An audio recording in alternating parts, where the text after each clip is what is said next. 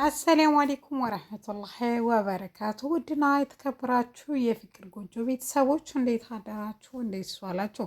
ሁላችሁንም እንደ ሰዓት አቆጣጠራችሁ ሰላም ሰላም ብያለሁ። ዛሬ ይዤላችሁ የመጣሁት ትንሿ ድራማን ክፍል 42 ነው።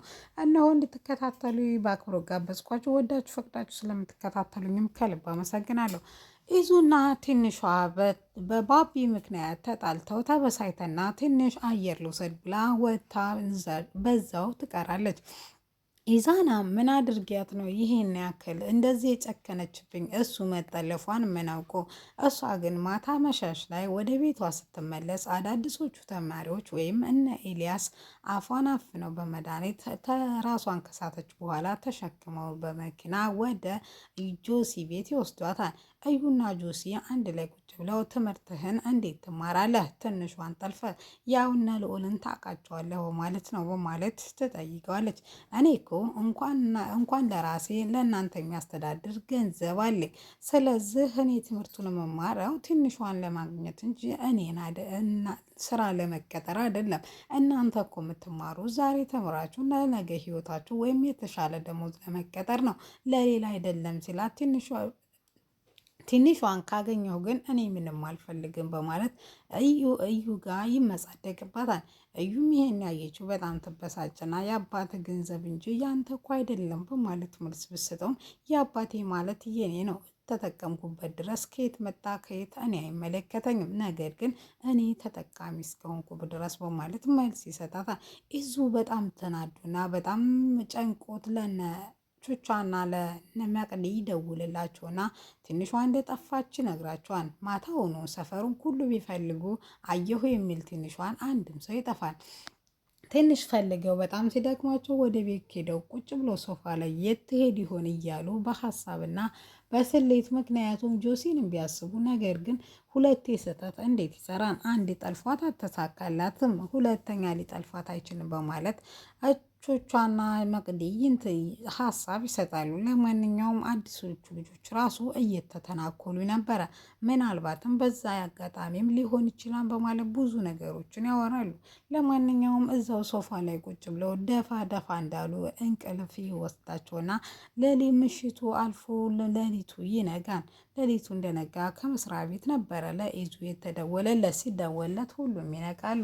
ስለዚህ ዛሬ ልጅቷ እንደዚህ የሆነችው በፍጹም ደህና አይደለችም። ስለዚህ እኔ ለነ ልዑል ልንገራቸው፣ እናንተ ደግሞ በቃ እዚህ ቦታ ትኖራለች ያላችሁ ቦታ ፈልጉ በማለት በዛ ላይ ደግሞ ወይም መጽሐፍ ወይም ኩቻ ሄዶ ለመፈለግ ብዙ ቢንከራተትም ሊያገኛት አልቻለም።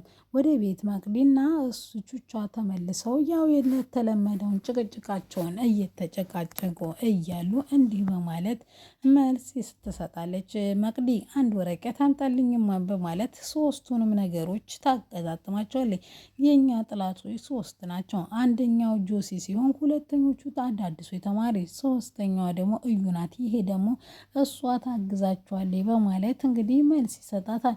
እሱም እሺ ብሎ እንግዲህ ምንም የማይደረገውን ነገር ለማሰብ ቢሞክሩም ነገር ግን ሁለቱንም ስታገጣጥማቸው ትክክል ትሆናለች። መቅዲ ወረቀቱን ካሰመረችበት በኋላ አንድ ላይ ነጥብ ትጥላለች። እሱም የጆሲን ቤት ነበረ። ጆሲ ተጠለፋት ትምህርት ቤት አይሄድም።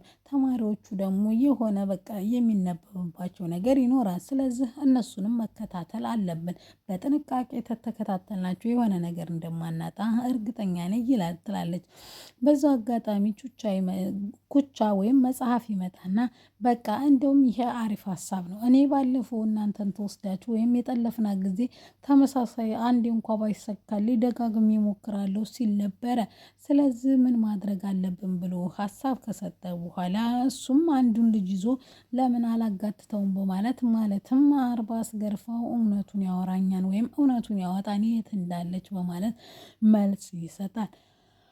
በዚህ መካከል ሀሩት መጣና እንግዲህ ጓደኛቸው እንዳገኘቻቸውና እንዳዛጋቻቸው ትጠይቃቸዋለች። እነሱ ምን አለች ሲላ ደህንነታችን በተደጋጋሚ እየጠየቀችን ነበር በማለት መልስ ትሰጣለች። መቅዲ ሀሳቧ ልክ እንደሆነ ተሰማት። ምክንያቱም ነገሮችን ለማጣራት ተልካ ነው በማለት ሀሳቧን ታጠናቅቃለች። በዛ ላይ ሁለቱ ድክም ያላቸው በፍለጋና ኢዙና እኑ አለምን ጁስ ገዝቼ ልሽ አልመጣም በማለት ለሁለታቸው ማንጎ ጁስ ሊገዛ ሲሄድ ጌዲ ካለችበት ወይም የት እንዳለ እንኳ ሲከታተላቸው ስለነበረ አጠገቧ ታገኘዋለች። እሱም በጣም ይቅርታ ይጠይቃታል። ምን ነው ሌላ የምትመታኝ ቦታ የለም ወይስ አለ ስትለው እሱ በጣም ስለተጸጸተና ይቅርታ እንዲጠይቃት እንደፈለገ ይነግራታል። እሷም ግን ነገር ግን ፈጽሞ የሚያይሆን ነገር አይደለም ብላ ነገር ግን ይዙ ከመጣ እንደሚጣሉ ስላሰበች ይቅርታ አድርጌልሃለሁ ከዚህ ጥፋ ከፊቴ ስትለውም አይ ይቅርታ ካላረግሽልኝ ዛሬ የፈለገው ይመጣል ናቅናቅ አልልም ሲላትም እሷም ትንሽ ካሰበች በኋላ በቃ እንገናኝና እናወራለን ስትለው ጌዲ በደስታ እሺ ይለዋል። እኑ ግን ሊጣሉ እንደሆነ ማለት ችግር ለይዙ ከሚስቱ በላይ ሌላ ችግር መፈጠር ስላልፈለገች እና ፈጽሞ ጌዱን ማግኘት አልፈለገችም። እሷ ግን ለሱ ስትል እሺ ብላ አገኘችው። እነ ልዑልን ብዙ ቦታ ቢፈልጓት ነገር ግን ትንሿን አየን የሚል የለም። ትንሿ ጧት ስትነቃ ያገኘችው ራሷን ስታ እንትን አልጋ ላይ ነበረ፣ ጁሲ አልጋ ላይ። በጣም ትደነግጥና ምንድነው ነገሩ ብላ ስጮህበት ምንም አልተፈጠረም። ልብስሽን ደግሞ የቀየርኩልሽ እኔ ነኝ። እኔ ስለዚህ ኢዛና ፍቅረኛሽ እንጂ ባልሽ አይደለም። ስለዚህ ከኔ ጋር ደስተኛ ያለ ህይወት እንኖራለን በማለት መልስ ይሰጣታል። ትንሿን በመሳቅና በመጨነቅ ከዚህ በኋላ አትጃጃል፣ እኔ ባለትዳር የሆንኩ ሰው ነኝ። እንዲሁም አንድ ነገር እንዲነግርህ ፈልጋለሁ። ምክንያቱም ኢዛና እናት የኔና የእሱን ግንኙነት ስላልወደደችው ባረግዝለት ወይም ብታርግዢ ትቀበልሻለች የሚል ሀሳብ አምጥተን እርጉዝ ነኝ በማለት ተነግረዋለች። ጆሲ የሰማው ማመን አቅቶ ደጋግሞ ይጠይቃታል። እሷም ተመሳሳይ ነበር መልሷ። ስለዚህ የእርግዝና መመርመሪያ አመጣለሁ። ስለዚህ እሱ ነገር እውነት ካልሆነ ግን ለኢዛና የተመኘሽውን የልጅ አባት መሆን ለእኔ እኔን ጆሲያስ እኔን ማለት የልጅ አባት ታደርግኛለች በማለት መልስ ይሰጣታል። እሷም እንግዲህ ትንሽ እንትን ካለች በኋላ ተሏት ከዛ ክፍል ይወጣን ቆልፎባት።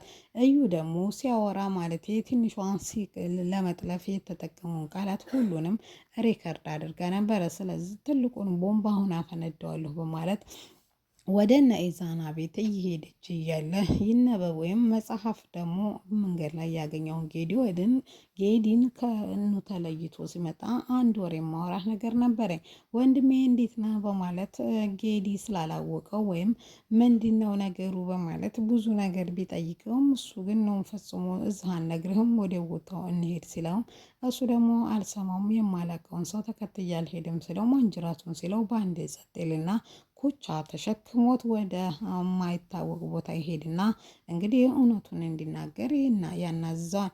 ኢዛና የት እንዳለች ያላወቀው ሚስቱ በጭንቀት ሊሞት ደርሷል። ውዶችዬ ለዛሬ